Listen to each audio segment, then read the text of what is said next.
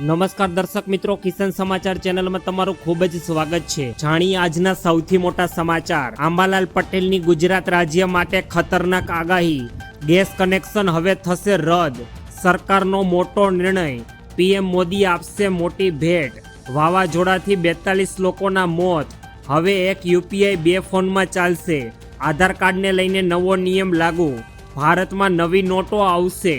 Gas સિલિન્ડરને લઈને આવ્યો નવો નિયમ। પેટ્રોલ ડીઝલ થશે 22 રૂપિયા સસ્તું। આ તમામ અગત્ય અને મહત્વપૂર્ણ સમાચાર જાણીએ તે પહેલા ખેડૂતોની આ કિસાન સમાચાર ચેનલને મિત્રો જરૂરથી સબસ્ક્રાઇબ કરીને વિડીયો એક લાઇક કરવાનું ના ભૂલતા। આજના સૌથી મોટા સમાચાર। ગુજરાત રાજ્યને લઈને અત્યારે હવામાન નિષ્ણાત આંબાલાલ પટેલની ખતરનાક અને તડકતી ભડકતી આગાહી સામે આવી છે।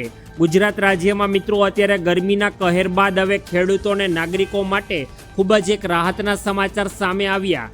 જાણીતા હવામાન નિષ્ણાત આંબાલાલ પટેલે ગુજરાત રાજ્યમાં આવનારા 6 દિવસ માટે વરસાદની સંભાવના વ્યક્ત કરતા ગુજરાત રાજ્યમાં ચોમાસાના આગમન અને વરસાદના રાઉન્ડ અંગે એક મહત્વપૂર્ણ માહિતી દર્શાવી છે, જે દરેક વ્યક્તિઓએ ખાસ જાણવી જોઈએ। આંબાલાલ પટેલની આગાહી મુજબ 30 મે એટલે કે 3 દિવસ પહેલા ગુજરાતના વાતાવરણમાં જે પલટો આવ્યો હતો, જેને લઈને આજથી લઈને 4 જૂન સુધી ગુજરાત રાજ્યના વિવિધ ભાગોમાં ગાજવીજ સાથે વરસાદની સંભાવના જોવા મળશે। ખાસ કરીને મિત્રો વાત કરીએ તો તેમાં દક્ષિણ ગુજરાત અને પંચમહાલ, દાહોદ અને મહીસાગર જિલ્લાઓમાં 2 થી 2.5 ઇંચ જેટલો સુધીનો વરસાદ વરસી શકે, જ્યાંથી દરેક ખેડૂતોએ તેની માહિતી અગ્ર કરવી। આ ઉપરાંત વડોદરા અને મધ્ય ગુજરાતના ભાગોમાં પણ 1 ઇંચ કે તેથી વધુ વરસાદ પડવાની પ્રબળ શક્યતા રહેલી અને દક્ષિણ ગુજરાતના વિસ્તારોમાં પણ 1 ઇંચ કે તેથી વધુ વરસાદ નોંધાઈ શકે છે। તો ગુજરાતવાસીઓ તૈયાર થઈ જજો, આવનારા દિવસોમાં 1 થી 2 ઇંચ જેટલો વરસાદ થઈ શકે તેમ છે।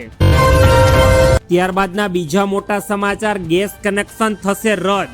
જે પણ લોકો અત્યારે એલપીજી ગેસ કનેક્શન વાપરે છે તે તમામ લોકો અત્યારે એલર્ટ થઈ જાવ। સરકારે કરી મોટી જાહેરાત।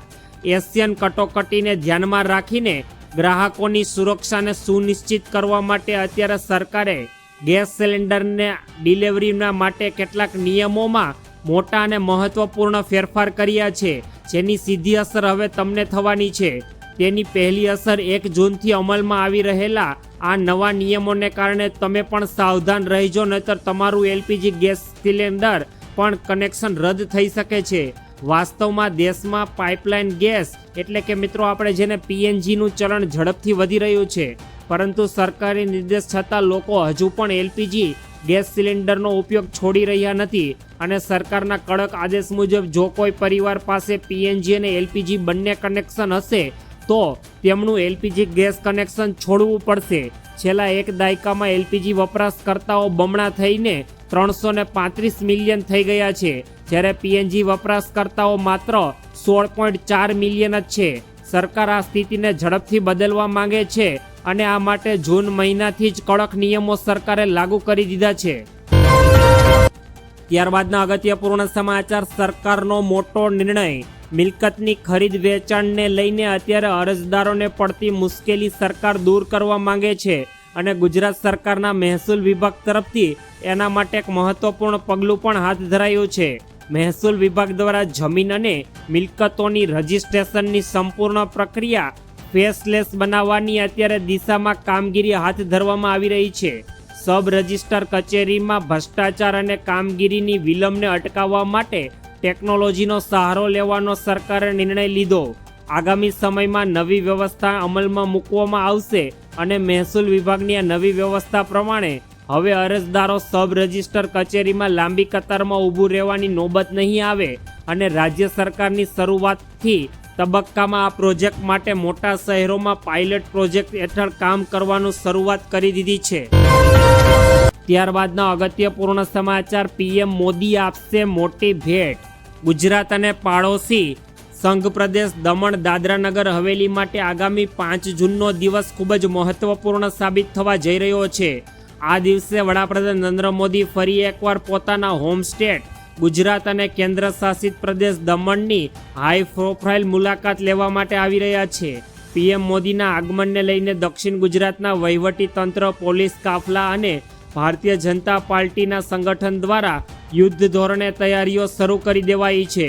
પોતાના ટૂંકા પણ અત્યંત વ્યસ્ત પ્રવાસ દરમિયાન વડાપ્રધાન નરેન્દ્ર મોદી સુરત શહેર તેમજ સંઘ પ્રદેશ દમણની મુલાકાત લેશે અને બંને સ્થળો પર પીએમ મોદીના હસ્તે કરોડો રૂપિયાના વિવિધ પ્રોજેક્ટનું લોકાર્પણ અને ખાતમુહૂર્ત કરવામાં આવશે. આ ઉપરાંત વડાપ્રધાન બંને જગ્યાએ વિશાળ અને ભવ્ય સભાઓને પણ સંબોધિત કરવાના છે, જેને પગલે દક્ષિણ ગુજરાત અને સંઘ પ્રદેશ વિકાસને એક અત્યારે નીતિ અદ્ભુતપૂર્ણ ગતિ મળી છે. ત્યારબાદના મોટા સમાચાર, વાવાઝોડાથી 42 લોકોના મોત. આ વર્ષે ચોમાસું મોડું રહેવાની આગાહી વચ્ચે અત્યારે મિત્રો ખાસ કરીને ઉત્તર પ્રદેશ, બિહાર, છત્તીસગઢ, પશ્ચિમ બંગાળ વગેરે જેવા રાજ્યોમાં અત્યારે વરસાદ અને વાવાઝોડાએ કહેરથી કુલ અત્યાર સુધીમાં 42 લોકોના મોત નીપજ્યા છે. દરમિયાન ગુજરાતમાં છેલ્લા કેટલાક દિવસોથી પડી રહેલી અસહ્ય ગરમી અને ઉકળાટા વચ્ચે આજે હવામાનમાં અચાનક મોટો પલટો આવ્યો અને જોરદાર પવનો ફૂંકાવા માંડી અને હવામાન વિભાગની આગાહીને પગલે આજે વહેલી સવારથી જ અરવલ્લી તેમજ મહીસાગર જિલ્લાના કાળા ડિંબાગ વાદળો સાથે વરસાદ ખાબક્યો. લાંબા સમયના બફારા બાદ મેઘરાજાની એન્ટ્રી થતાં સમગ્ર પંથકમાં તાપમાનમાં મસમોટો ઘટાડો થયો અને લોકોને ગરમીમાંથી રાહત મળી. પાટનગર દિલ્હીમાં પણ વાદળછાયું વાતાવરણ રહેતા ગરમીથી લોકોને રાહત મળી. હરિયાણા, પંજાબમાં પણ તાપમાન ઘટ્યું. જોકે રાજસ્થાન, ગુજરાત, મહારાષ્ટ્ર, ઉત્તર પ્રદેશના ઘણા વિસ્તારોમાં હજુ પણ અસહ્ય તાપથી લોકો સેકાઈ રહ્યા છે. ત્યારબાદના અગત્યપૂર્ણ સમાચાર, હવે એક યુપીઆઈ 2 ફોનમાં ચાલશે. આજના ડિજિટલ યુગમાં આપણા બધા જીવનમાં એક મોટો બદલાવ આવી ચૂક્યો છે અને સવારની ચાની કિટલીથી લઈને મોટા શોપિંગ મોલ સુધી દરેક જગ્યાએ અત્યારે ઓનલાઈન પેમેન્ટની આપણે આદત પડી ગઈ છે. આ ડિજિટલ ટ્રાન્ઝેક્શનની દુનિયાને વધુ સરળ અને ક્રાંતિકારી બનાવવા માટે national payment corporation of India એટલે કે NPCIએ એક શાનદાર સુવિધા લઈને સામે આવ્યું છે.